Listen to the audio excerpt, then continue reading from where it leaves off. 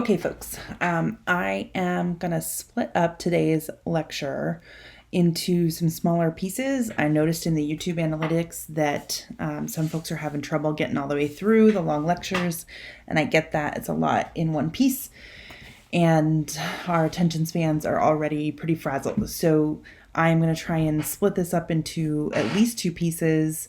We're just going to kind of see where the natural divisions are. So this is part one of the Law and Society lecture, and I am aiming to have it be no longer than 20 minutes. So part one is going to be about the relationship between social structure and religious practice.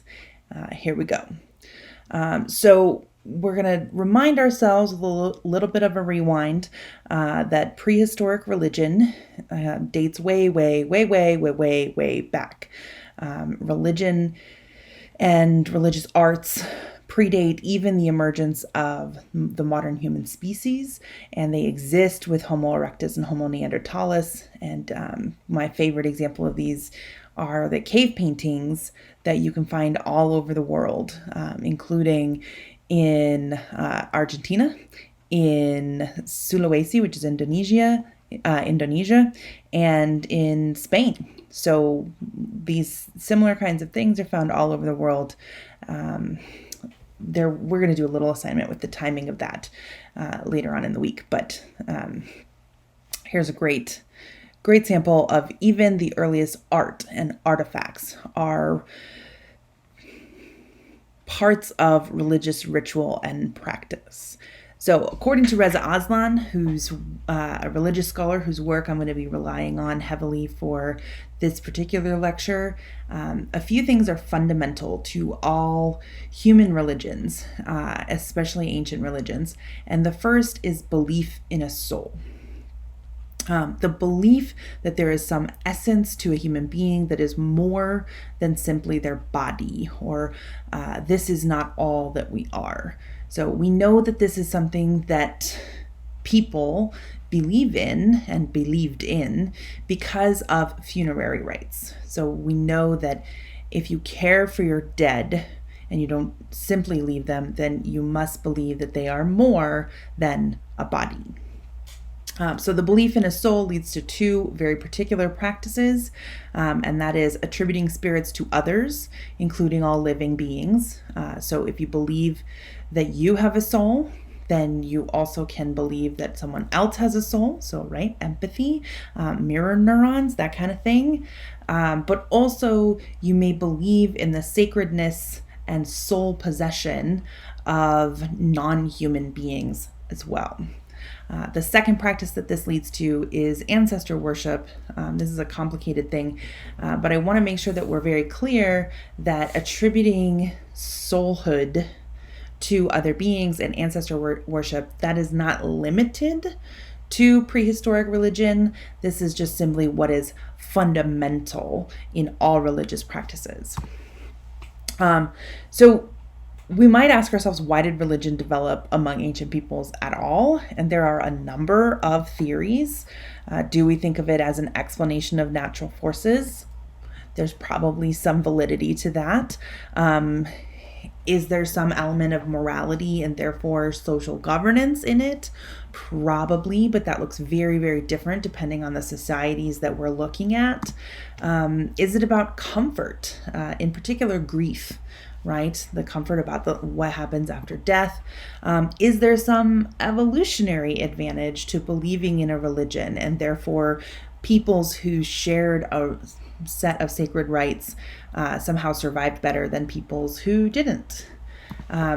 Freud theorizes that religion is simply a neurosis, that there's something wrong with the brain, and that people have a death drive that means that they also have to overcome that death drive by attributing power in the universe to something above themselves. This goes on and on. This is in his work, Civilization and Its Discontents, which I have probably mischaracterized. Durkheim believes that religion is social, that it is first and foremost about how people relate to each other, and that gets enshrined and becomes sacred. Cognitive studies has an interesting take. They believe that it's the byproduct of the hypersensitive agency detection device in the brain, which is that part of your brain that is ready to recognize faces wherever you see it, right? Like wherever you have vague shapes that kind of look face-like, your mind goes, a person. And that's really why you think that there is a soul in, I don't know, the toast that looks like Jesus or whatever. So cognitive studies just thinks that it's our adaptive mechanism to trying to recognize human faces, even in non-human areas. Anyway, that's a very interesting theory. It's worth reading about if that's a thing that interests you. But we'll go back to Reza Aslan and his model of how religious beliefs and practices kind of come to be. Now, he gives us a model of how one thing develops into another, and I want to give us the same caution that I gave us when we were talking about evolution and genealogies, that we use tree structures to visualize. This does not mean that the older parts or the more foundational parts of this tree are somehow less important or less sacred, or that they have been replaced by the next part on the tree. Instead, they just represent different modes of development that, as we'll see in a few minutes, really reflect changing social needs for the role of religion. Okay, so just because it's earlier doesn't make it primitive or less evolved. So from the belief in the soul, we then get animism. I'm showing you how to properly use a direct quote from Wikipedia, which means we attribute it, quoted from Wikipedia article on. I put the article name in quotations, and I provide the link back to the source here in the slide. So then I take the quote that I am pulling from Wikipedia and I place it in quotation marks so that you can see what exactly I have pulled from elsewhere. I can do this, and it is not plagiarism, because I have given credit to Wikipedia for this source. For some of y'all, you needed this review. So animism, the Latin word anima means soul, anima. But animism is the belief that objects, places, and creatures all possess a distinct spiritual essence. So potentially, animism perceives all things, animals, plants, rocks, rivers, weather system, human handiwork, and maybe even words, as animated by a soul and alive. So when I think back to the explanation of the Cumulipo, I think that's a great example of animism. And as you can see, that is an active part of their spirituality today. So we don't want to make the mistake of saying that animism is somehow primitive or no longer practiced. Some societies from animism, then they develop increasingly complex systems of belief. So what usually comes next, if a society is going to develop a more complex system, is the attribution of that animistic force, the soul, to specific deities. And usually these will be nature deities, like thunder god, like a god of the ocean. These nature deities are not necessarily personified. That would be another further step into making those natural forces more comprehensible to a human worshiper or a human society, because the gods then reflect the humans who are worshiping them. And then the final stage of this particular progression towards polytheism is the full humanization of these deities. So when you see cultures that have an elaborated pantheon that is like the pantheon is populated by specific characters that become familiar and we see them repeatedly, that is a fully humanized system of polytheism. Now, anything after animism that specifically identifies deities, so deities are gods, that is now polytheism, because the in theism points to gods. Animism is a spirituality. Polytheism is a religion that attributes godlike powers to something divine, right? I didn't know that was going to pop up. So this is where we get to a really key term. Make a note. This is probably going to be on a quiz, and maybe even I will ask you to revisit it at a later date on an assignment. But politicomorphism, right? Politicomorphism means that a religious structure will morph, it will change to reflect the political structures of the society that is engaged in that religion. So polytheism in this model is popular when the government of a society is primarily based on assembly or collective rule, right? The gods tend to be tribal. Each tribe has a devotion to their own selected deity, but it's not it is not an elevation of one god over another, so much as one god is like a patron of a particular group. So polytheism, strict polytheism, is reflective of a society that is not extensively hierarchized, and therefore is not striated into social classes, and so therefore their deities are also not striated into social classes. So ancient Mesopotamian cultures, which is what we're primarily going to be using as our examples today, they would have been in this realm of polytheism, developing their own ancient religious practices. That early site in the last set of slides, the Göbekli Tepe, this is actually the oldest known religious site oldest known temple, right? Other religious sites with cave paintings and whatnot, those are definitely much, much older than 10,000 BCE. But Göbekli Tepe in what is modern day Turkey is the oldest remaining temple site that we know of. So if you fast forward, that's not too far from what we're looking at here, but I think it's important to put in line that religion came before cities. So ancient Mesopotamia is one of the first places on earth for these societies to have collected together and then to have built cities. This map is actually showing you the pre-city political landscape of ancient Mesopotamia. And I think it's probably important to note that the oldest portions of this culture, right? So we have pre-pottery Neolithic sites, which means that they are pre-agriculture in a certain sense, because they cannot store the gains of their agriculture long term.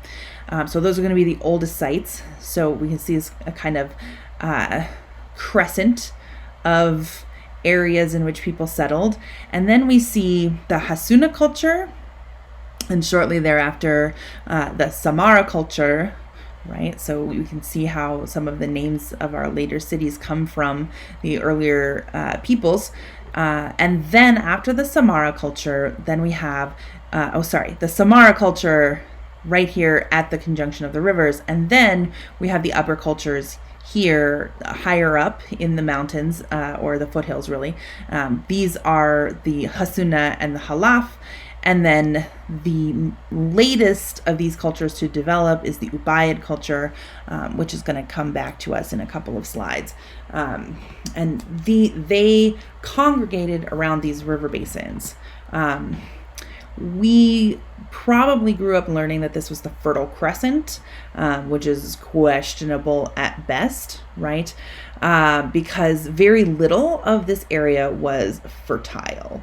You can see that most of this region is desert or arid or semi-arid, right? And that's what we get with those two orangey colors.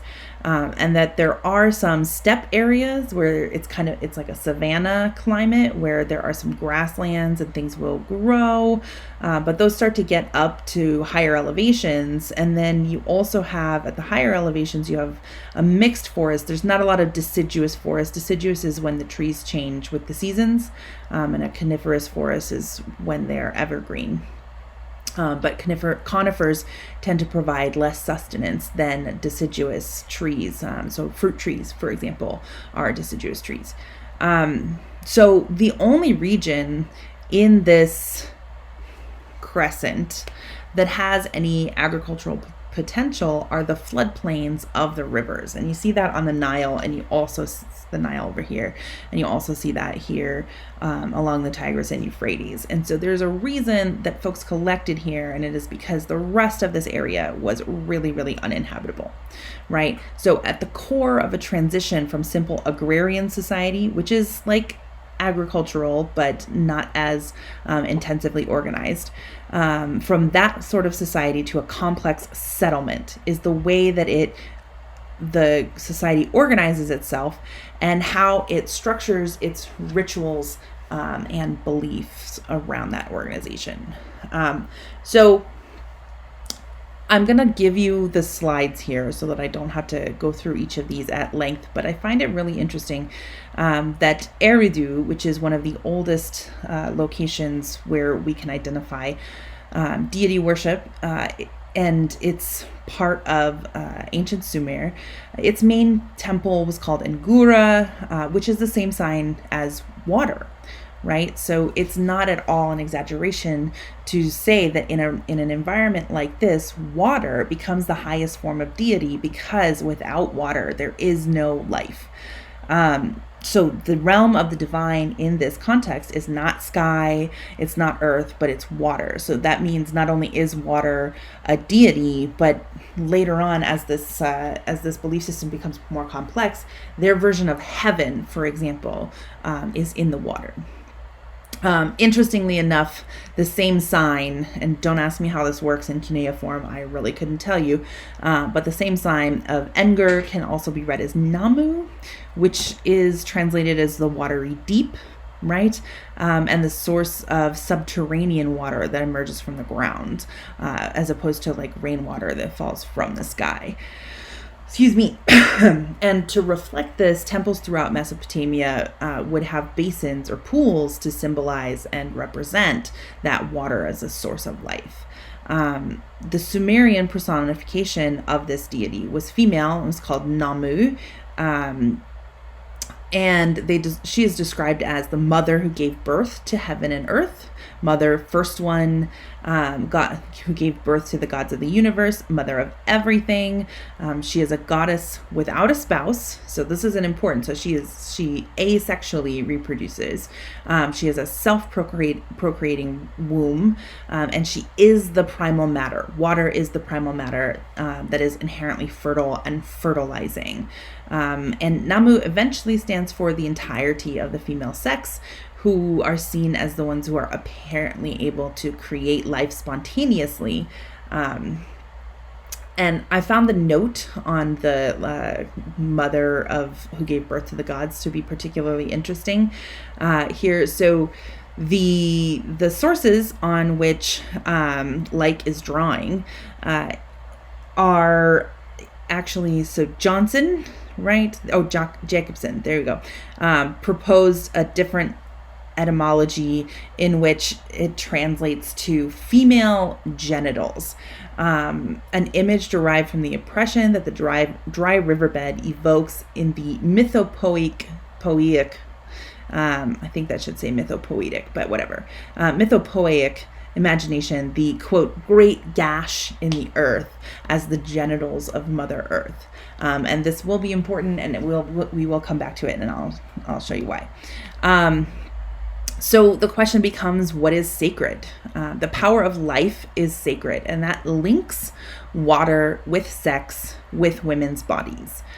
So this is a Sumerian creation myth in which the land is pure, clean, and bright, and free from death and disease, but also lifeless, until the mother goddess is impregnated, and then shenanigans ensue, including that the Enki, the deity that impregnates her,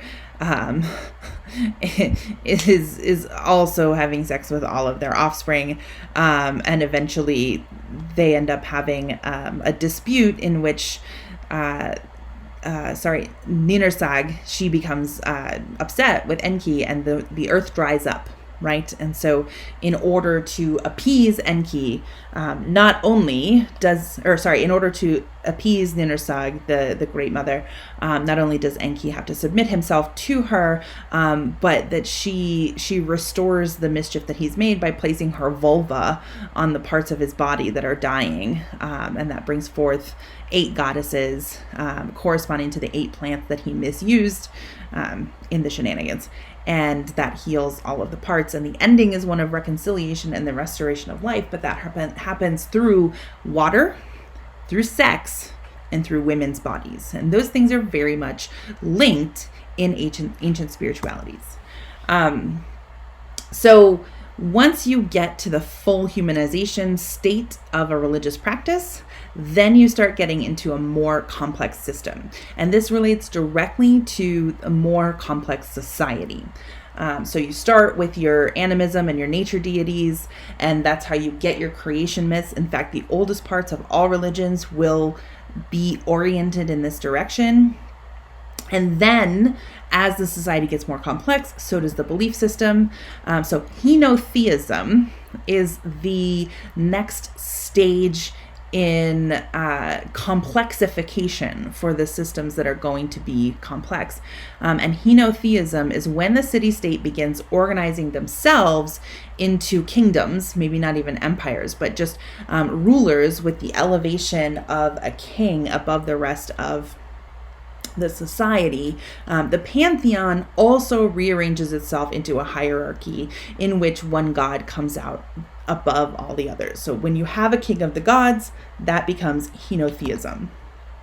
So the Ubaid period of settlement is when cities really start to begin to cluster. So you don't actually have cities built yet. This is settlement. These are places where people are congregating, they are performing agriculture, and you have the rise of an Ubaid leader in most of these city-states, and the worship therefore turns toward Henotheism.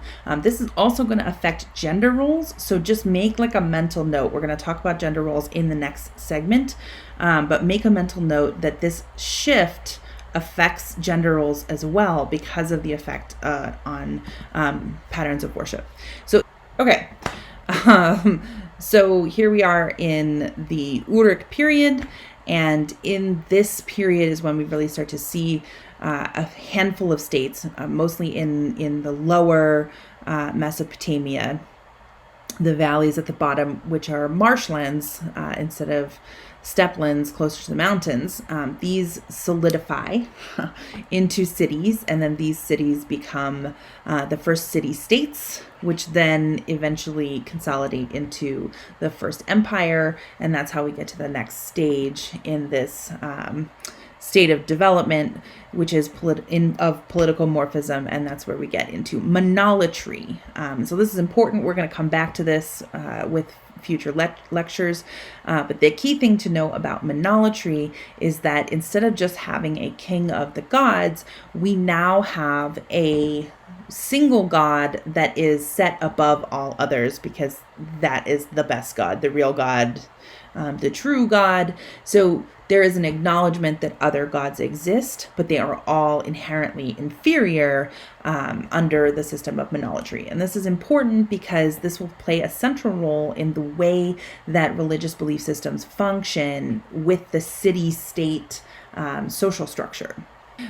So as we get into these more complex societies and more complex social organizations and ritual practices, you also have the stratification of that society in order to support these changing religious and social functions. So the biggest reason that people emerge at the top of the social hierarchy is because they are central to maintaining the society's connection to life and food.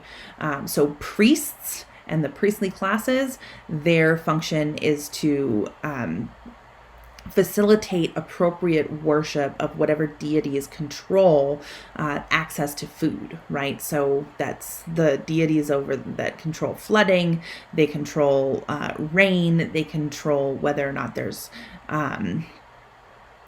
catastrophic weather or natural disasters, that kind of thing. So the priests are involved in keeping the gods appeased so that access to food can be maintained and life can be maintained.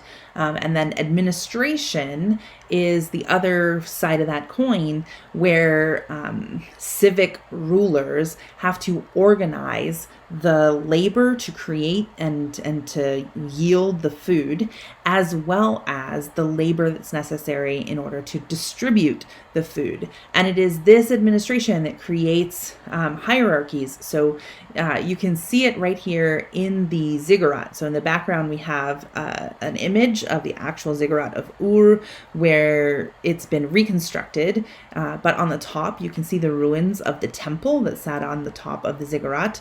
And in this rendering on the left, you can see it more clearly that you have a temple on the top. And then the bottom part of this is actually an administrative center for the city.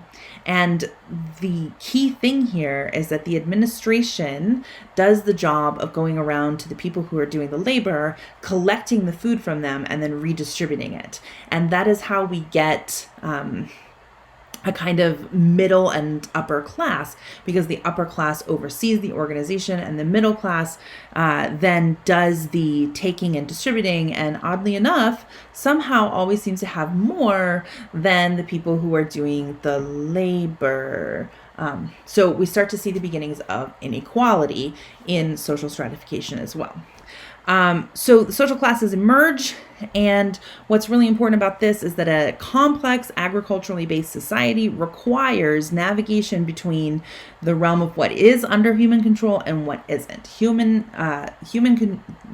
do not control nature, and therefore that's navigated through the priestly classes, which we just discussed. They do, however, control their distribution of resources, including food, including labor, including the product of artisans like pottery and tools.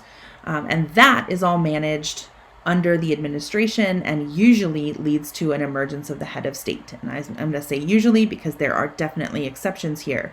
And this top of this pyramid represents the hierarchy in Mesopotamia. But the top of that pyramid with the kings, the priests, and the scribes, that will look different depending upon the society that we're talking about. But there will be somebody at the top of the pyramid generally when we're talking about an agriculturally based complex society. At the bottom are always the laboring classes, the commoners and the slaves. And in between are the middle classes who move above the level of hard labor in order to supply the needs of increasingly luxurious desires in the upper classes. Charles Mann puts this really nicely in his book 1491. He's talking about monument building in the South Central Andes, but the way that this gets phrased was a real aha moment for me, so I thought I would share it with you. He says, because human beings rarely volunteer to spend their days loading baskets with heavy rocks to build public monuments, these cities must have had a centralized government that instigated and directed the work. So in Norte Chico, Homo sapiens experienced a phenomenon that at that time had occurred only once before in Mesopotamia: the emergence, for better or worse, of leaders with enough prestige, influence, and hierarchical position to induce their subjects to perform heavy labor. It was humanity's second experiment with government.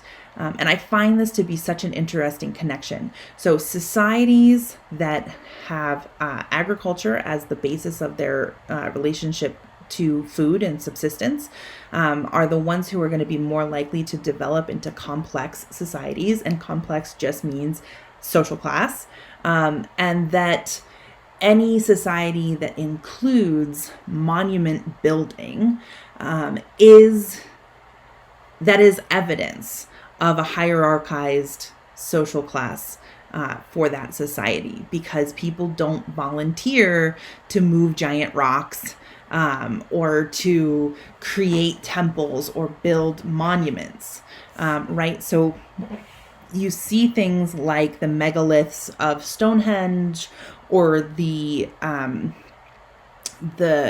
faces on Rapa Nui, Easter Island, and those are labors, and they clearly align somehow with the practices of the societies, but they don't leave any trace of a massive scale of building, and instead these labors become labors of devotion. But when you take those kinds of labors and you move them to the scale of massive monuments and cities and administrative buildings, and even temples, that once they become that massive, you have to be considering not only hard labor and lower classes, but slave labor. So important, hashtag not all societies, right? So as we have acknowledged already, this doesn't happen everywhere. So it's important for us to remember that not every society was so precarious and dependent upon the whims of nature for sustenance, right? These early societies that we're looking at, we're talking about desert societies. So it becomes necessary for them to be rooted in these practices, even though other peoples all over the world are not doing this. It's important for us to remember that necessity is not there to drive that in other regions of the world where food is more readily available.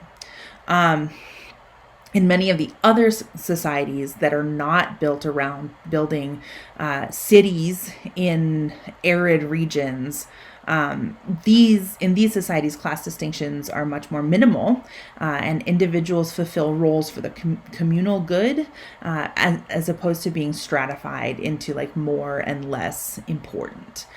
Slavery seems to be particular to societies built on hard labor. So early examples of slavery are usually war captives, and that seems to be true of everywhere that this emerged. Also, in a class society, people can be sold into slavery for debt and monetary reasons. In hunter-gatherer societies with more egalitarian principles and more egalitarian structures, like the North American indigenous peoples, war captives were not sold as slaves because there was no hard labor to do. So they often were adopted into the families of the tribe. If the individual had killed a member of a tribe's family, then that family would adopt them because they needed someone to fulfill the role of the person who had been killed. So that's why war captives were adopted. It's because those people were important and necessary. And if they weren't adopted into the societies, then they were ransomed back to their own people. We'll conclude this mini lecture by just pointing out that not all societies are structured this way.